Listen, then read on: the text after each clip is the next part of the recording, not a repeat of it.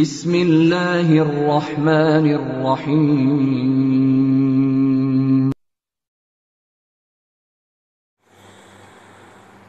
السلام عليكم ورحمة الله.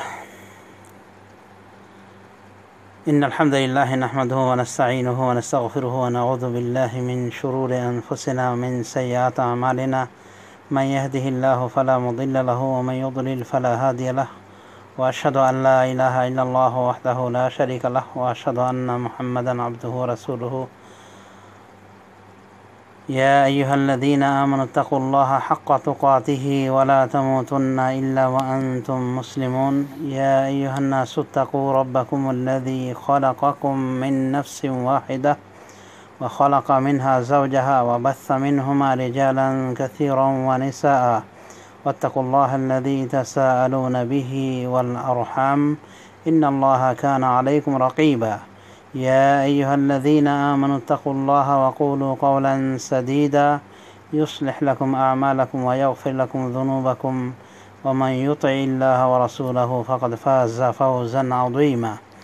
أما بعد، فإن خير الحديث كتاب الله، وخير الهدي هدي محمد صلى الله عليه وسلم، وشر الأمور محدثاتها، وكل محدثة بدعة، وكل بدعة ضلالة، وكل ضلالة في النار. ثم أما بعد، فقد قال تعالى في قرآنه الحكيم: وما خلقت الجن والإنس إلا ليعبدون। সম্মানিত সুধী, অত্র গ্রুপের নবীন সুধীবৃন্দ, আপনাদেরকে সালাম দিয়েছি।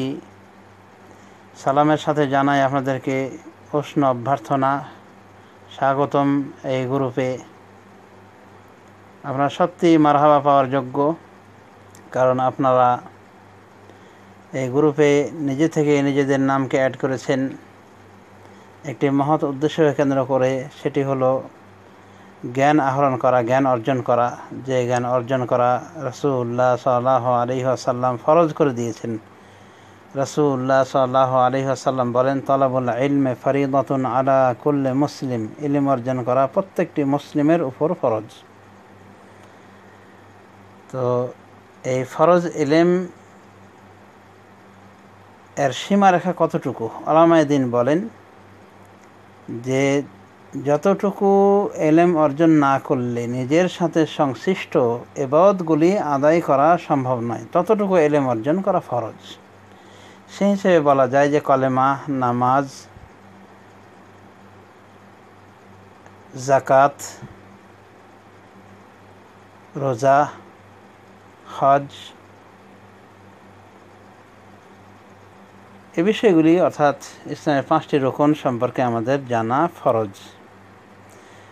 তবে এই বিষয়গুলির মধ্য থেকে বিশেষ করে কালেমা সম্পর্কে জানা আমাদের ফরজ, কারণ কালেমা সবার সাথে সংশ্লিষ্ট বিষয়।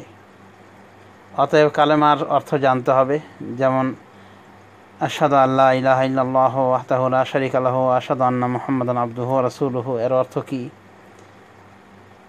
আমাদের জানতে হবে। আমরা এর অর্থটা অনেকে সঠিকভাবে করতে পারি না, অনেকে ভুল করে দেন। যেমন অর্থ সঠিক হবে আশহাদু আল্লা ইলাহা ইল্লাল্লাহ ওয়াহদাহু লা শারীকা লাহু, আমি এই মর্মে সাক্ষ্য দিচ্ছি যে আল্লাহ ছাড়া প্রকৃত কোনো উপাস্য নেই। বলতে হবে প্রকৃত কোনো উপাস্য নেই বা সত্য কোনো উপাস্য নেই। ওয়াহদাহু লা শারীকা লাহু, তিনি একক, তার কোনো শরীক নেই। ওয়া আশহাদু আন্না মুহাম্মাদান আবদুহু ওয়া রাসূলুহু, এবং আমি আরও সাক্ষ্য দিচ্ছি এই মর্মে যে মুহাম্মদ সাল্লাল্লাহু আলাইহি ওয়াসাল্লাম আল্লাহর বান্দা এবং রাসূল। তো এই কালেমাকে পড়ে হৃদয়ের গহীন থেকে বিশ্বাসের সাথে পড়ার পরে এই কালেমার দাবি অনুযায়ী আমল করতে হবে। আর এই কালেমার দাবি হলো বাকি 4টি রোকন, ইমানের 6টি রোকন ইত্যাদি। তো এই কালেমাকে শেখা এবং এই কালেমার পরিপন্থী সমস্ত বিষয়গুলি জানা ফরজ। অন্যভাবে রোজা প্রায় সকল মুসলিমের সাথে জড়িত ইবাদত, এই রোজা সম্পর্কে জানা ফরজ। এখানে ধনী গরিবের তফাৎ রাখা হয়নি, অতএব সকলেরই এই রোজা সম্পর্কে জেনে রাখা ফরজ। অনুরূপভাবে আমরা বলতে পারি তাওহীদের বিষয়গুলি, এগুলি সব কালেমার অন্তর্ভুক্ত। তাওহীদের বিষয় আমাদের জানা উচিত। তাওহীদ কত প্রকার, তাওহীদ কী কী, কত প্রকার এবং কী কী, এবং কী কী কাজ তাওহীদ পরিপন্থী, কী কাজ করলে শিরিক হয়ে যাবে, কী কাজ করলে ঈমানের পরিপন্থী হবে, এগুলি সব আমাদের জানতে হবে। এগুলো ফরজ ইলমের অন্তর্ভুক্ত। কোনোভাবে রাসূলুল্লাহ সাল্লাল্লাহু আলাইহি ওয়াসাল্লামকে রাসূল হিসেবে মেনে নেওয়ার অর্থ হলো যে তার তরিকা ভিন্ন অন্য কোনো ইবাদত বন্দেগী করা যাবে না।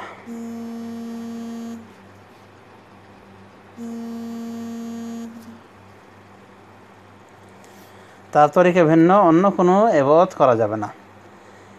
আমরা সংক্ষেপে বলে থাকি লা ইলাহা ইল্লাল্লাহ মুহাম্মাদুর রাসূলুল্লাহ। এই কালেমাটি মুসলিমদের বলা যেতে পারে সমস্ত মুসলিমদের ইজমা ভিত্তিক কালেমা, যা আশহাদু আল্লা ইলাহা ইল্লাল্লাহ ও আশহাদু আন্না মুহাম্মাদুর রাসূলুল্লাহ এর সার নির্যাস।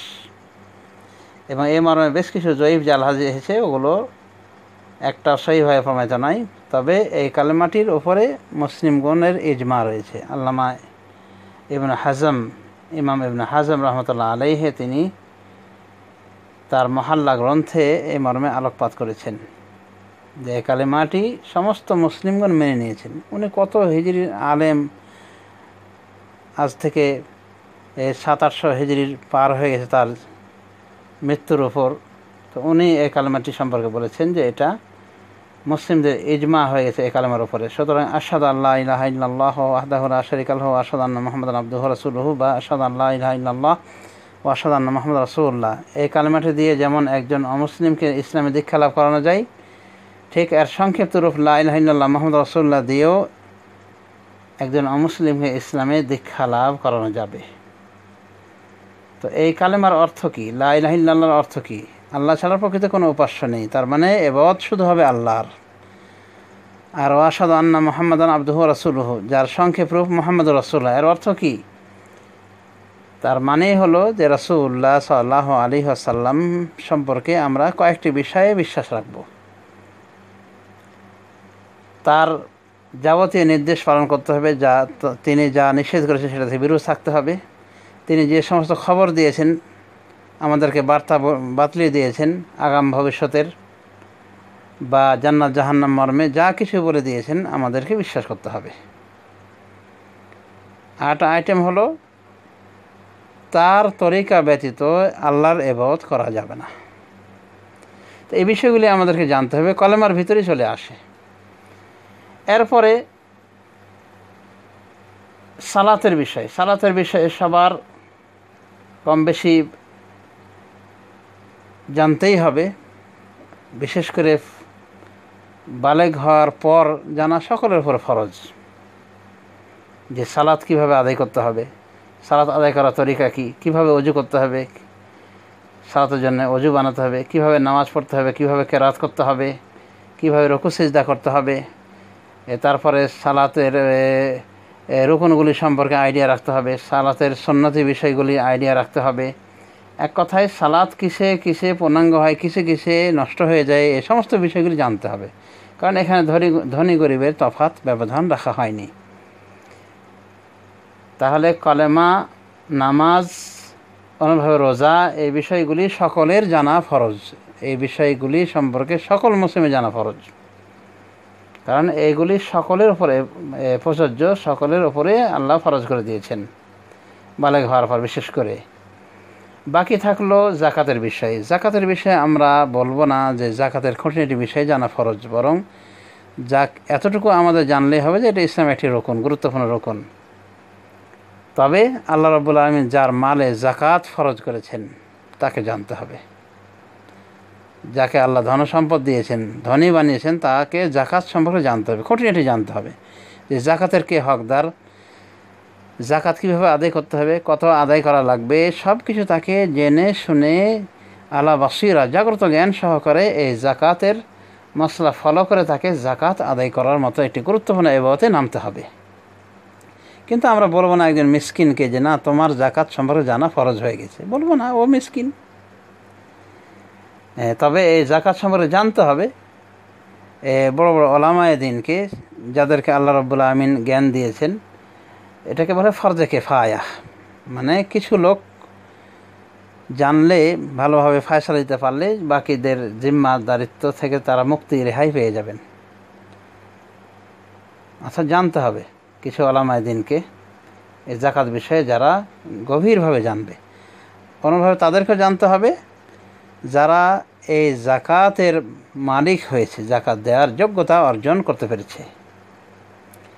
তবে স্বাভাবিকভাবে আমরা লক্ষ্য করে দেখি যে সোনার উপায় জাকাত অনেকেরই হয় না, অনেকের নিকট এই পরিমাণ জাকাতের স্বর্ণরূপা বা টাকার নেই, কিন্তু ফসলের জাকাত রয়েছে। তো ফসলের জাকাত সম্পর্কে অন্তত জানতে হবে যার নিকটে ফসলের জমি রয়েছে এবং ফসল হয়ে থাকে। কিসে কিসে জাকাত লাগবে তাকে জানতে হবে। তাকে জানতে হবে যে যে সমস্ত জিনিসগুলো পচন দ্রব্য নয় সেগুলোতে জাকাত রয়েছে, এবং যেগুলি পচনশীল, যেমন শাকসবজিতে এতে জাকাত নেই, আলু এতে জাকাত নেই, পটলে জাকাত নেই, ইত্যাদিতে। তো জানতে হবে এভাবে যদি কারি ফসল থেকে থাকে। তাছাড়া জাকাতের বিষয়টি ওদেরকেই জানতে হবে বিশেষভাবে, যারা ধনী শ্রেণী, যাদেরকে আল্লাহ রাব্বুল আলামিন যথেষ্ট ধন সম্পদ দিয়েছেন। তদ্রূপ হজের বিষয়টিও আমরা বলতে পারি যে হজের বিষয় এটা জানা সকলের জন্য ফরজ নয়, তবে ওদের জন্য ফরজ যারা হজ যেতে ইচ্ছুক, তাদেরকে জেনে নিতে হবে কীভাবে হজ করবে, হজের তরিকা কী, হজের খুঁটিনাটি বিষয়গুলি জানতে হবে। কীভাবে হজ করলে সুন্নাহ তরিকা হজ হবে, কীভাবে হজ করলে হজ বাতিল হয়ে যাবে, কি কি কারণে হজ বাতিল হয়ে যায়, কি কি কারণে দম দেওয়া লাগে, মানে কোরবানি করা লাগে জরিমানা হিসেবে, ইত্যাদি বিধানগুলি জেনে শুনে তারপরে হজে নামতে হবে। এক কথায় হাজিকে জানতে হবে, অথবা এমন কোনো লোক তার পাশে থাকতেই হবে, তার সাহায্যে থাকতে হবে যে তাকে এগুলি শিখিয়ে আমল করতে পারে। তো এটা হলো এলেম, ফরজ এলমের সীমারেখা। তো এতটুকু আমাদের এলেম অর্জন করতেই হবে।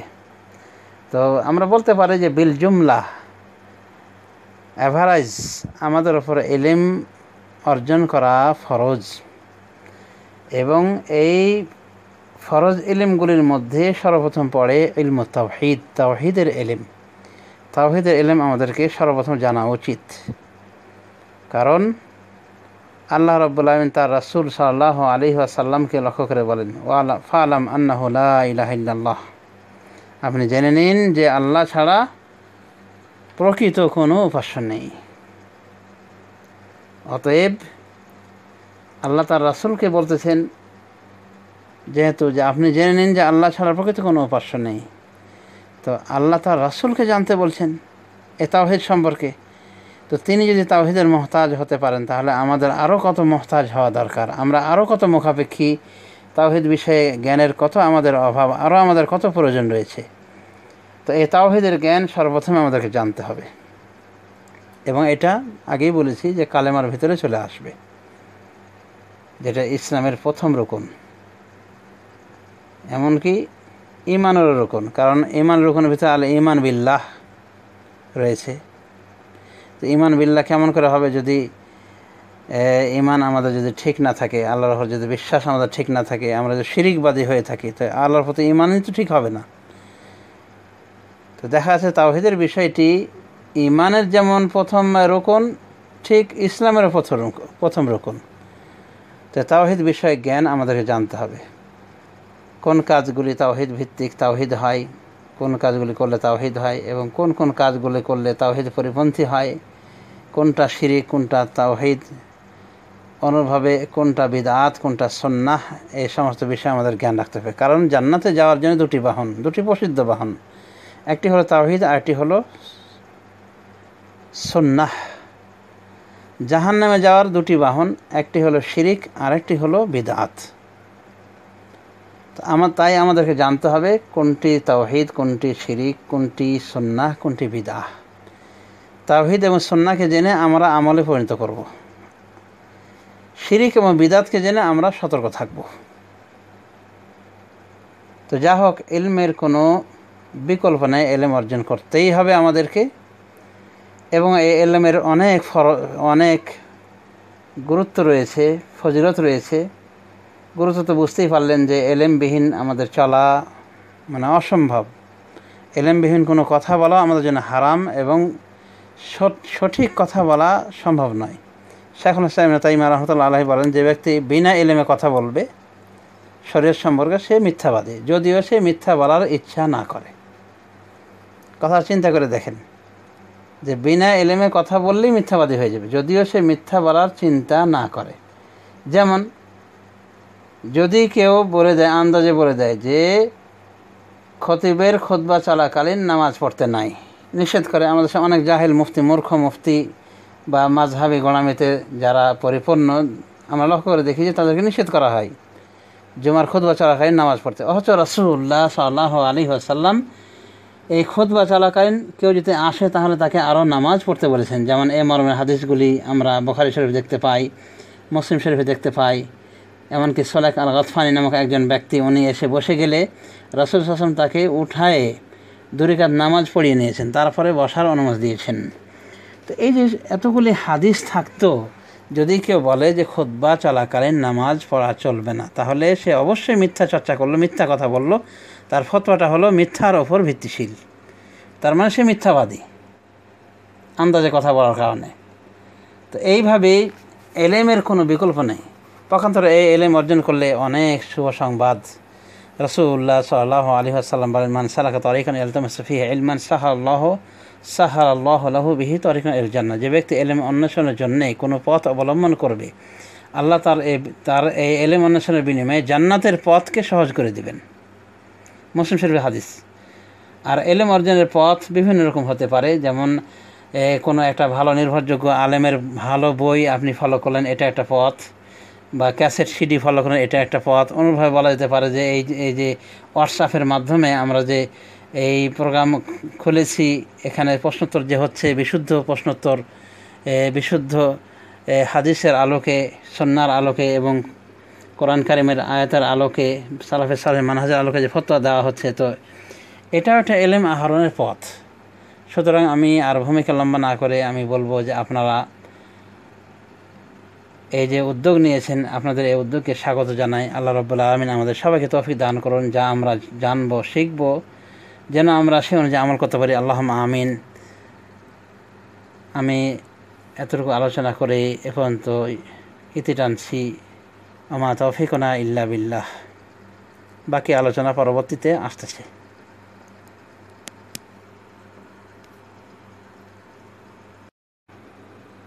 এবং এর যাকাত হলো, অর্থাৎ ইলমের যাকাত হলো সেটাকে নিজে আমলে পরিণত করা এবং অন্যকে বিতরণ করা, অন্যদেরকে শিক্ষা দেওয়া।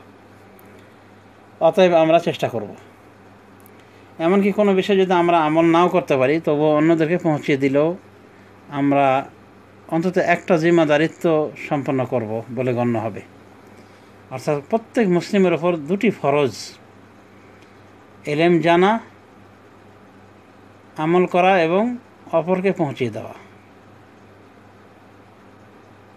তো এলেম জেনে আমল করা এটা একটা দায়িত্ব, অপরকে পৌঁছে দেওয়া এটাও একটা দায়িত্ব। রাসূলুল্লাহ সাল্লাল্লাহু আলাইহি ওয়াসাল্লাম বলেন, বাল্লিগু আন্নী ওয়ালাউ আয়াহ, তোমরা আমার থেকে একটা আয়াত হলো প্রচার করো। বুখারী শরীফের হাদিস। সুতরাং আমাদের 2টি দায়িত্ব রয়েছে: এলেম অনুযায়ী আমল করতে হবে, এলেম শিখে এলেম অনুযায়ী আমল করতে হবে। আরেকটি দায়িত্ব হলো এটা প্রচার করতে হবে, এটাকে পৌঁছে দেওয়ার চেষ্টা করতে হবে।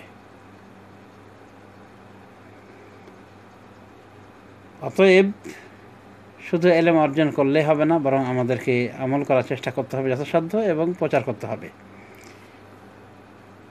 এমনকি যদি আমরা অনেক সময় আমল নাও করতে পারি কোনো কোনো বিষয়ের ক্ষেত্রে, নিজের দুর্বলতার কারণে বা ইমানিক দুর্বলতার কারণে, তবুও যেন আমরা অন্যদেরকে পৌঁছিয়ে দিই। কোনো কোনো সালাফে সালেহিন থেকে এসেছে, তারা বলেছেন, আলা শারাবাতিল খামরে আই ইয়ামুরা বা'দুহুম বা'দা ওয়া ইয়ানহা বা'দুহুম বা'দা। মদ্যখোর যারা, তাদের উপরও দায়িত্ব হলো যে তারা একে অপরকে ন্যায়ের আদেশ করবে এবং একে অপরকে অন্যায় থেকে নিষেধ করবে। মানে বলে মদ খেও না, মদ খাওয়া খারাপ। তার মানে পাপি তাপি হলেও তাকে প্রচার করতে হবে ধর্ম। যেটা জানবে সেটা প্রচার করতে হবে। মানে দুটো দায়িত্ব বলা যেতে পারে, এলেম এবং এলেম অনুযায়ী আমল করা, আর একটা হলো ওটাকে পৌঁছিয়ে দেওয়ার দায়িত্ব, মানুষের ভিতরে ওটা পৌঁছে দেওয়ার দায়িত্ব। কোনো কোনো কবি উল্লেখ করেছেন যে যদি এরকম হয় যে পাপি তাপি যারা তারা প্রচার করতে পারবে না, তাহলে কে প্রচার করতে পারে মানুষের নিকটে? মুহাম্মদ সাল্লাল্লাহু আলাইহি ওয়াসাল্লাম ব্যতীত। কারণ এমন কেউ নাই পৃথিবীর বুকে যার কিছু না কিছু গুনাহ নেই।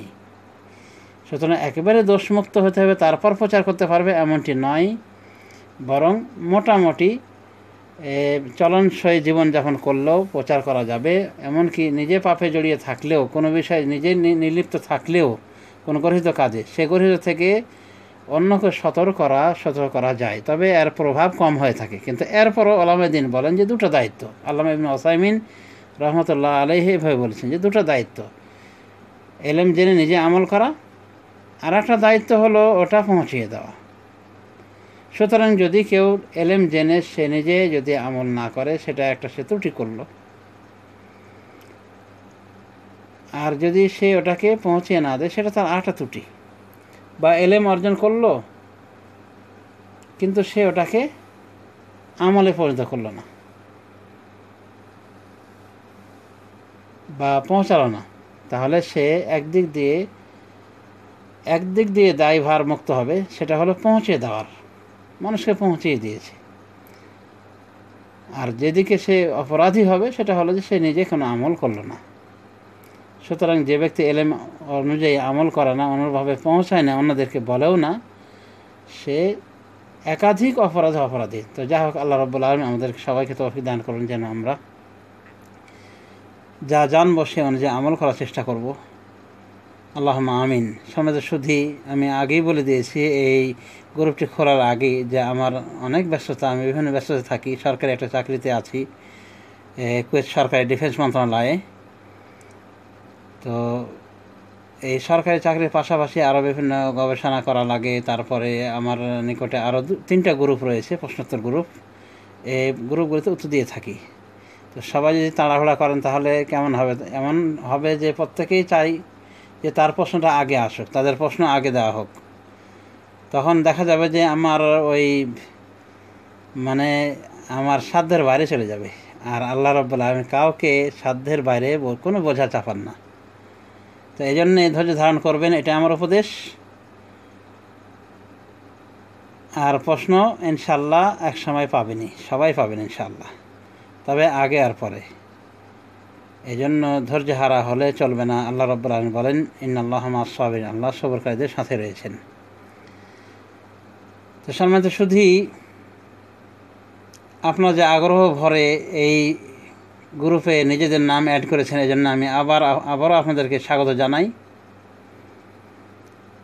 এবং এই স্বাগত জানার পরপরই আমি আপনাদের প্রশ্নোত্তরগুলির দিকে অগ্রসর হব। ওমা তাওফিক ইল্লা বিল্লাহ। আমি আপনাদের প্রশ্নগুলি নোট করেছি এবং একাধিক ভয়েস আমি একাধিকবার শুনেছি। একটা ভয়েসে কয়েকবার করে শোনা লেগেছে, কারণ কথায় বলে নিসফেখ সওয়াল নিসফুল জবাব, প্রশ্ন বোঝাটাই অর্ধেক উত্তর। তো এই জন্যে প্রশ্নটা বুঝতে হয়েছে আমাকে। এরপর যে বলা যায় যে এক ভাই প্রশ্ন করেছিলেন তালাক সম্পর্কে, তার প্রশ্নের উত্তর হয়ে গিয়েছে, কারণ এর পূর্বে আমি দিয়ে রেখেছিলাম একসাথে 3 তালাক বিষয়ে প্রশ্ন করা হয়েছিল। তো এটার পুনরাবৃত্তি নিষ্প্রয়োজন, আশা করি যথেষ্ট হয়েছে।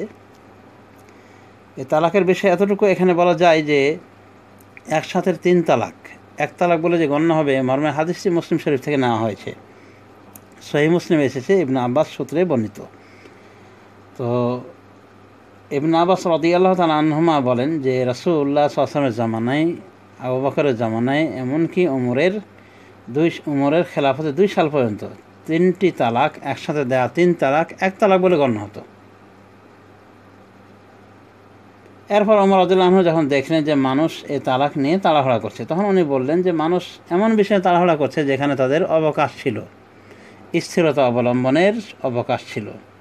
সুতরাং যদি আমরা এটা তাদের উপর জারি করে দিই, তাই মনে হয় ভালো হয়। এরপর তিনি ওই 3 তালাককে 3 তালাক বলে চূড়ান্ত ফায়সালা করে দেন। মুসলিম শরীফ হাদিস থেকে, যার বর্ণনা আপনারা শুনতে পেয়েছেন একেবারে হাদিস নাম্বার, পৃষ্ঠা নাম্বার সহ, হাদিস নাম্বার সহ। তো এই হলো হাদিস। এই হাদিস থেকে বোঝা যায় যে রাসূল সাল্লাল্লাহু আলাইহি ওয়াসাল্লামের জামানায়, আবু বকরের জামানায়, এমনকি ওমরের 2 সাল পর্যন্ত 3 তালাক 1 তালাক বলে গণ্য হতো। তো ওমর রাদিয়াল্লাহু আনহু যে 3 তালাকে 3 তালাকই বাস্তবায়ন করলেন, এটা কেন করলেন? উলামায়ে দ্বীন বলেন যে এটা সাময়িক চিকিৎসা হিসেবে, মানে তালাক দেওয়ার প্রবণতা বেড়ে গেছে তার জামানায়, এটাকে উনি থামাতে গিয়ে এই ব্যবস্থা করেছিলেন।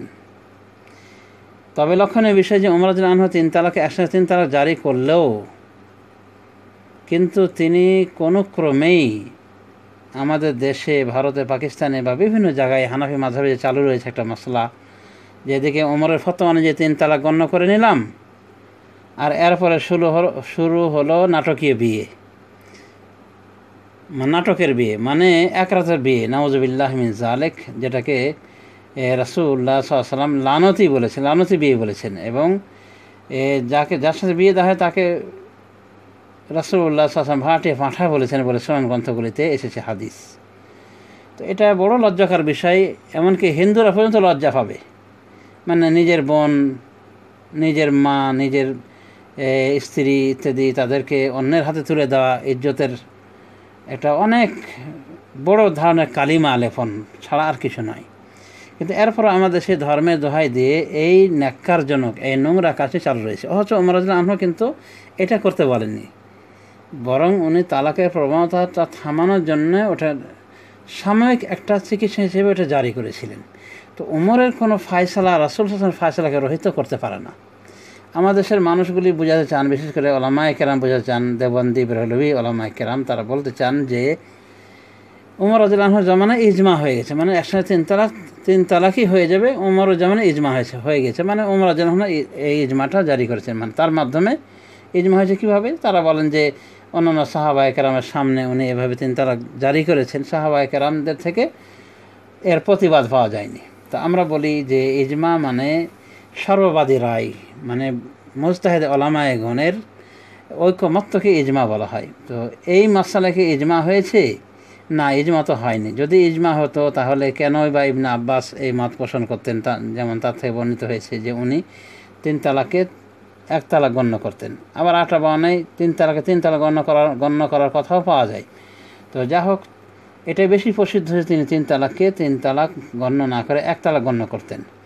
ইবনে আব্বাসের ফতোয়া রয়েছে, তারপরে তার শাগরেদদের যেমন মুজাহিদ সহ আরও বিভিন্ন তাবেঈদের ফতোয়া রয়েছে, আরও একাধিক সাহাবায়ে কেরামের নাম শাইখুল ইসলাম ইবনে তাইমিয়া উল্লেখ করেছেন। তো এই সমস্ত সাহাবায়ে কেরামকে বাদ দিয়ে কি ইজমা হয়?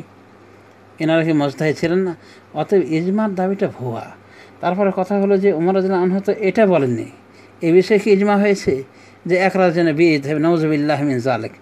বরং ইবনে ওমর থেকে এসেছে, উনি বলেন যে যদি কেউ বিয়ে করে এই নিয়াতে যে সে অন্যের জন্যে হালাল করে দিবে, তাহলে এটা বৈধ হবে না। এবং উনি বলেছেন যে এটা কি আমরা রাসূলুল্লাহ সাল্লাল্লাহু আলাইহি ওয়াসাল্লামের জামানায় জেনা ব্যভিচার গণ্য করতাম।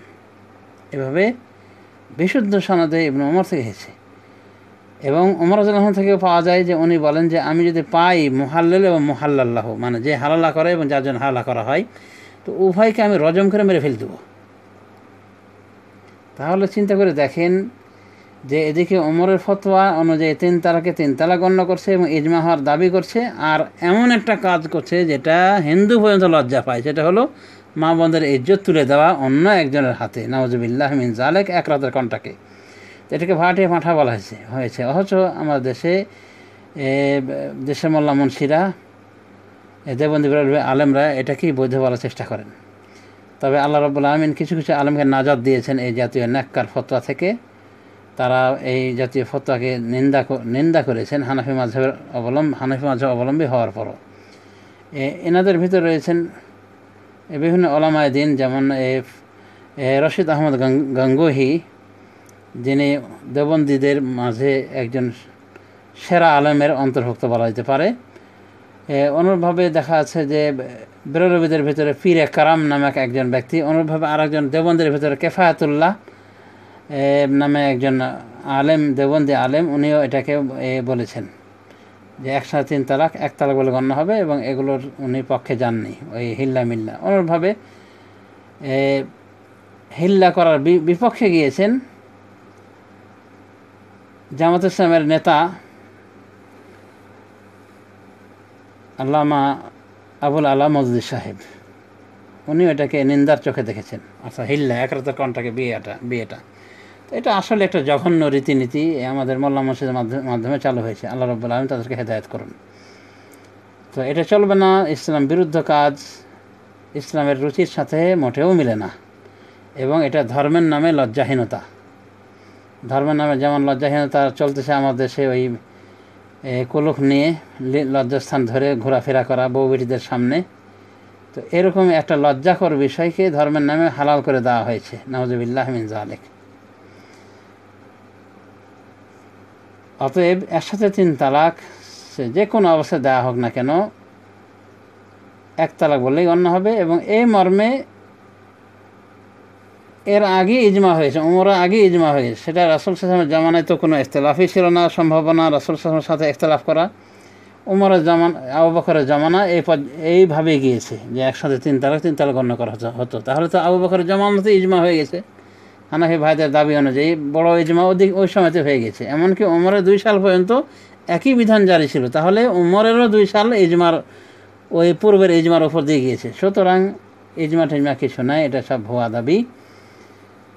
তো এই হলো একসাথে 3 তালাক বিষয়ে কথা, যে একসাথে 3 তালাক যদি কেউ দিয়ে দেয়, তাহলে যদি ইদ্যতের ভিতরে থাকে, অর্থাৎ 3 মাস বা 3 ঋতু, এর ভেতরে যদি এই ঘটনা ঘটে থাকে, তালাক দেওয়া হয়ে থাকে, এবং স্ত্রীকে যদি ফিরিয়ে নেয়, বলে যে আমি তোমাকে ফিরিয়ে নিলাম, এবং তার সাথে উঠা বসা স্বাভাবিক বজায় রাখে, তাহলে আর কোনো সমস্যা নেই, একটা তালাক হয়ে যায়, বাকি 2 তালাকে সংসার করে থাকবে। তো এভাবে যদি একাধিকবার ঘটনা ঘটে, তাহলে 2 বার এইভাবে সুবিধা নিতে পারবে। কিন্তু 3য় বার এরকম যদি ঘটনা হয়, তাহলে 3য় বার তালাক দিলে কিন্তু আর ফেরত পাবে না, যতক্ষণ পর্যন্ত অন্য স্বামীকে ওই মহিলা বিয়ে না করবে এবং তার সাথে মেলামেশা না হবে। এটাই হলো কোরআনের কথা। কিন্তু এটাকে নাটক সাজিয়ে আমাদের দেশে ওলামায়ে দ্বীন মানে এই 3 তালাকের ক্ষেত্রে, একসাথে 3 তালাকের ক্ষেত্রে ওটাকে প্রযোজ্য করে থাকে, যে অন্যের সাথে বিয়ে দিলেই হয়ে যাবে। কিন্তু এই নাটকের বিয়ের কথা আল্লাহ কিন্তু বলেননি, ওটা স্বাভাবিক বিয়ে। তো 3 তালাক দেওয়ার পরে যদি স্ত্রীকে ফেরত নেয় 3 মাসের ভিতরে বা 3 ঋতুর ভিতরে, তাহলে কোনো সমস্যা হবে না, একটা তালাক হয়ে যাবে। হ্যাঁ, এবং এভাবে 2 বার সুবিধা নিতে পারবে। কিন্তু এরপরে যদি তালাক দেয় বিচ্ছিন্ন ঘটনায় আবার, তাহলে কিন্তু আর ফেরত হবে না। আর 3 মাস পার হয়ে যাওয়ার পর যদি স্ত্রীকে ফেরত না নেয়, তাহলে কিন্তু ওই স্ত্রী বাইন তালাকে পরিণত হবে, মানে বাইন তালাক হয়ে যাবে, ছোট বাইন তালাক, ছোট মানে ছোট বিবাহ কর্তন, বিবাহ বিচ্ছেদ, মানে বিবাহ তাদের কাট অফ হয়ে যাবে, তবে স্থায়ীভাবে না, একেবারে আজীবন না, বরং অস্থায়ীভাবে। তার মানে এই বাইন তালাকও ইচ্ছা করলে ওই মহিলা, অর্থাৎ তার স্ত্রী, ইদ্যত যেহেতু পার হয়ে 3 মাস বা 3 ঋতু, অন্য জায়গায় বিয়ে করতে পারে, অন্য স্বামীকে সে গ্রহণ করতে পারে। আবার ইচ্ছা করলে তার পূর্বের স্বামী তাকে প্রস্তাব দিয়ে তাকে বিয়ে করতে পারে। তো যা হোক, এই স্বামীর হক বেশি রয়েছে, এতটুকু বলা যায়। মানে সেও অন্যদের সাথে প্রস্তাব দিতে পারবে, এবং পূর্বের স্বামী বেশি হকদার তাকে পাওয়ার বিষয়ে। কিন্তু যদি অন্য জায়গায় বসে যায়, এই স্বামী যদি খোঁজ না নেয়, অন্য জায়গায় যদি বিয়ে বসে যায়, তাহলে আর পারবে না, তার হাত ছাড়া হয়ে গেল। সামনে শুধু এই বিষয়ে আর আমি বাড়াতে চাচ্ছি না। তো তালাকটা আসলে আমাদের দেশে গোলামির মাধ্যমে হয়ে থাকে, তালাকের ফয়সালাটা, এবং অত্যন্ত ন্যাক্কার লজ্জাজনকভাবে এটা সমাধান হয়ে থাকে। তো আশা করি বুঝতে পেরেছেন পূর্বের ওই 17 মিনিট সুদীর্ঘ আলোচনা থেকে, সেই অনুযায়ী আমল করবেন। আল্লাহ রাব্বুল আলামিন তৌফিক দান করুন। আর কথায় কথায় তালাক দেওয়া আদর্শ মানুষের উচিত নয়।